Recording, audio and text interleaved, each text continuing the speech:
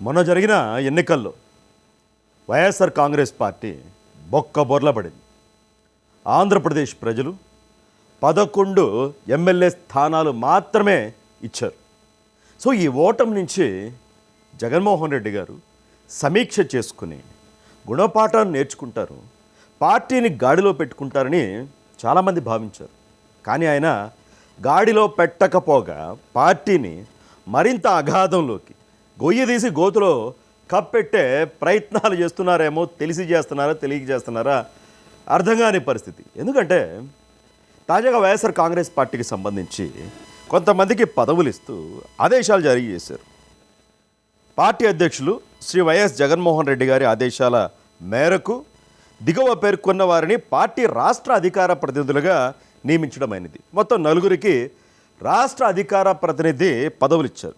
ఒకరేమో మాజీ TTD chairman, మాజీ ఎమ్మెల్యే భూమన కరుణాకర్ రెడ్డి గారు, మరొకరు జూపూడి ప్రభాకర్ రావు గారు, మరొకరు మాజీ మంత్రి రోజా రెడ్డి గారు, ఇంకొకరు యాంకర్ శ్యామలారెడ్డి గారు. ఈ 4 పేర్లో 2 పేర్లు చూశాక నాకు నిజంగానే షాక్ అయ్యా, నిజంగానే ఆశ్చర్యానికి గురయ్యా. రోజారెడ్డి గారు అధికార ప్రతినిధి ఏంటి, యాంకర్ శ్యామల గారికి అధికార ప్రతినిధి ఏంటి, నాకేమీ అర్థం కాలేదు. ఎందుకంటే వైఎస్ఆర్ కాంగ్రెస్ పార్టీ ఓటమిలో జగన్మోహన్ రెడ్డి గారి పాత్ర అదంతా కూడా ఎంత ఉందో మిగతా మాజీ మంత్రుల పాత్ర కూడా అంతే ఉంది. కొడాలి నాని కావచ్చు, పేర్ని నాని, రోజా, వల్లభనేని వంశీ, అనిల్ కుమార్ యాదవ్, వీళ్ళ నోటి ఏదైతే ఆ బూతులు కానీ ఆ నోటి దురద ఏదైతే ఉందో దాని ద్వారా కూడా పార్టీకి తీరని నష్టం జరిగింది. వీళ్ళే రాజకీయ నాయకులు ఏం మాట్లాడుతూ ఉన్నారు మీడియా ముందు? అరే, ప్రతిపక్షాలపైన విమర్శలు చేసే పద్ధతి ఇదేనా అని ఆంధ్రప్రదేశ్ ప్రజలు ఇలాంటి తీర్పు ఇచ్చారు. నిజంగానే రోజా గారిని పక్కన పెడతారేమో, అమ్మా నువ్వు కొంచెం నోరు కంట్రోల్ చేసుకో అమ్మా, నీ నోటి వల్ల ఇంత నష్టం జరిగింది అని భావించుంటారేమో అనుకున్నా. చివరికి తీసుకెళ్ళి ఆవిడకే ఇచ్చారు అధికార ప్రతినిధి పదవి. ఇది ఫస్ట్ షాక్. అధికార ప్రతినిధి పదవి రోజా గారికి ఇచ్చారు అంటే లైసెన్స్ ఇచ్చేశారు. అంటే అధికార ప్రతినిధి లేకపోయినా ఆవిడ నిత్యం చంద్రబాబు నాయుడు గారి మీద, పవన్ కళ్యాణ్ గారి మీద, నారా లోకేష్ గారి మీద, చివరికి రజనీకాంత్ గారిని కూడా వదిలిపెట్టల ఆయన మీద ఇలా విరుచుకుపడేవాళ్ళు మంత్రి పదవిలో ఉండి కూడా. అంటే అన్అఫీషియల్గా అధికార ప్రతినిధిలాగానే వ్యవహరించారు. ఇప్పుడు లైసెన్స్ ఇచ్చేశారు. ఇంకా బాగా బుద్ధులు తిట్టే, రోజు తిట్టేసే, మనకి బాగా నష్టం జరిగింది పార్టీకి నీ నోటి వల్ల, ఇంకా సర్వనాశనం అయిపోవాలి అన్నట్టు ఆవిడకి ఏమన్నా ఇచ్చారేమో పదవి అనిపిస్తూ ఉంది నాకు. కంట్రోల్ చేయాలి కదా, కంట్రోల్ చేయాలి. మరొకరికి అవకాశం ఇవ్వండి. ప్రభుత్వం పైన, ప్రభుత్వంలోని పెద్దలపైన, ప్రభుత్వంలో ఏదైనా తప్పు జరిగితే దానిపైన మంచిగా విమర్శలు చేసేవాళ్ళు, సునిశిత విమర్శలు చేసేవాళ్ళు, సెటైరికల్గా విమర్శలు చేసేవాళ్ళకి ఇలాంటి పదవులు ఇస్తే బాగుండేదేమో. అంటే హుందాగా వ్యవహరించేవాళ్ళు. విమర్శ కూడా హుందాగా ఉండాలి. అంటే కూటమి ప్రభుత్వంలో తప్పులు ఎత్తి చూపకూడదు, అలాంటిదేం లేదు, చేయొచ్చు విపక్షంగా, బట్ హుందాగా ఉండాలి కదా. ఆ హుందాతనం రోజా గారి దగ్గర లేదు కదా. పోయి ఆవిడ్ని అధికార ప్రతినిధిగా, అంటే పార్టీ నిర్ణయాలు, పార్టీ విధి విధానాలు, ప్రభుత్వం పైన విమర్శలు, ఇవన్నీ కూడా అఫీషియల్ అన్నమాట. అధికార ప్రతినిధి అంటే అంతే మరి. అంటే పార్టీ గొంతుక, జగన్మోహన్ రెడ్డి గారి గొంతుక. వీళ్ళు మాట్లాడారంటే పార్టీ మాట్లాడినట్టే, జగన్మోహన్ రెడ్డి గారు మాట్లాడినట్టే. అలాంటి ఒక కీలకమైన పదవిని తీసుకెళ్ళి రోజా గారికి ఇవ్వడం నిజంగా ఆశ్చర్యకరం అనిపించింది. గుణపాఠం నేర్చుకోలేదనిపించింది. రెండో షాక్ ఏంటంటే యాంకర్ శ్యామల గారు. రోజా గారు 2 దఫాలు ఎమ్మెల్యే, ఒక మంత్రిగా చేశారు. సుదీర్ఘకాలం నుంచి రాజకీయాల్లో ఉన్నారు. తెలుగుదేశం పార్టీ మొదట్లో, ఆ తర్వాత వైఎస్ఆర్ కాంగ్రెస్ పార్టీలో సుదీర్ఘకాలం ఉన్నారు. మరి అంత రాజకీయ అనుభవం ఉన్న రోజా గారు నిన్నగాక మొన్న రాజకీయాల్లోకి వచ్చిన శ్యామల గారు ఒకటేనా? ఇద్దరికి ఒకే పదవి ఇచ్చారేంటి? నాకేం అర్థం కాలేదు, నిజంగా అర్థం కాలేదు. శ్యామల గారికి అధికార ప్రతినిధి ఇచ్చారు, ఓకే, కంగ్రాట్స్ అండి మీకు కూడా.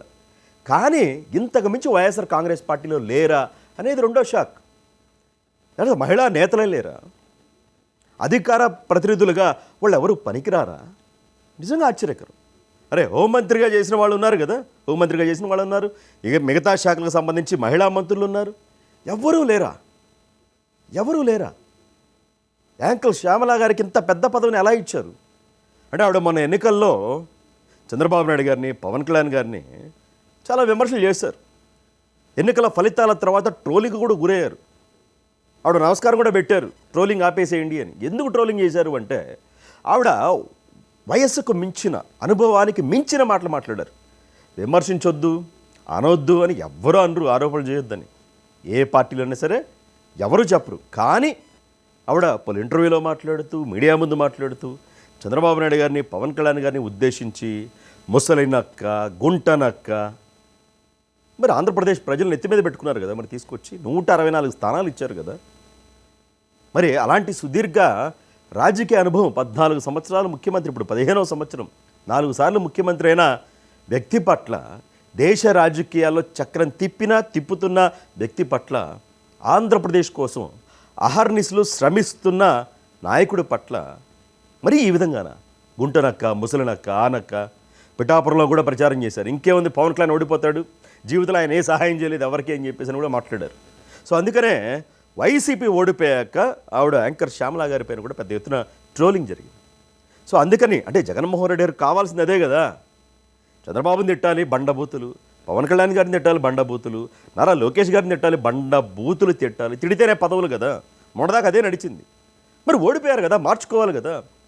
సో యాంకర్ శ్యామలా గారు ఆ విధంగా తన ప్రతిభని చూపించారు కాబట్టి, బాగా కష్టపడ్డారు కాబట్టి ఇంత కీలకమైన బాధ్యతని యాంకర్ శ్యామలా గారి పక్కన ఇచ్చారా అని అనిపిస్తూ ఉంది.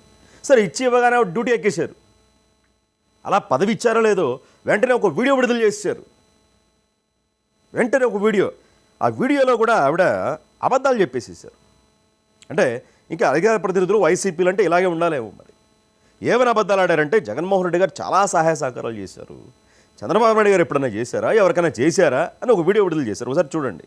ప్రజలకు సాయం చేసే విషయంలో మాజీ ముఖ్యమంత్రి శ్రీ వైఎస్ జగన్మోహన్ రెడ్డి గారి గురించి పిల్లికి కూడా ఎప్పుడు బిచ్చం వేయని తండ్రి కొడుకులు గౌరవనీయులు చంద్రబాబు నాయుడు గారు, లోకేష్ గారు సన్నాయి నొక్కులు చూస్తుంటే అవ్వాలో ఎడవాలో అర్థం కాని పరిస్థితి. 2 ఎకరాల నుంచి 2 లక్షల కోట్లకి పైగా సంపాదించుకున్న చంద్రబాబు నాయుడు గారి సుదీర్ఘ రాజకీయ జీవితంలో ఆయన ఎంత మందికి సహాయపడ్డారు అనేటువంటి ఒక విషయాన్ని ఒక్కసారి వివరిస్తే ప్రజలు కూడా తెలుసుకుంటారు. ఇంకోటి, మొన్న విజయవాడను వరదలు ముంచెత్తితే వరద బాధితులకి ₹1,00,00,000 సహాయాన్ని అందించారండి. అలా సహాయం చేసి చేతులు దులిపేసుకోలేదు. ఈ రోజుకి కూడా వరద బాధితులకి అవసరమైన నిత్యావసర వస్తువులు, వాటర్ బాటిళ్లు, పాలు పంపిణీ చేస్తూనే ఉన్నారు. ఇక పులివెందుల్లోని వెంకటప్ప స్కూల్లో మొన్న బెజవాడలో వరదలు వస్తేనట ₹1,00,00,000 ఇచ్చారంట చంద్రబాబు నాయుడు గారు, లోకేష్ గారు. అంటే ఎప్పుడు ఎవరికి ఏ సహాయం చేయలేదట. ₹1,00,00,000 ఇస్తామని ప్రకటించారు అంతే. దానికి ఒక కమిటీ వేయాలా, పెద్ద ఎత్తున మేము చర్చించాలా, మేము పెద్ద ఎత్తున చర్చించాక అప్పుడు ఆ ₹1,00,00,000 ఎలా ఇవ్వాలి, కారులో తీసుకెళ్ళి ఇవ్వాలా, లారీలో తీసుకెళ్ళి ఇవ్వాలా, బస్తాలో తీసుకొచ్చి ఇవ్వాలా అని చెప్పేసి మేము డిసైడ్ చేసుకున్నాక ఇస్తామన్నారు. రూపాయి ఇవ్వాలా ఎంతవరకు.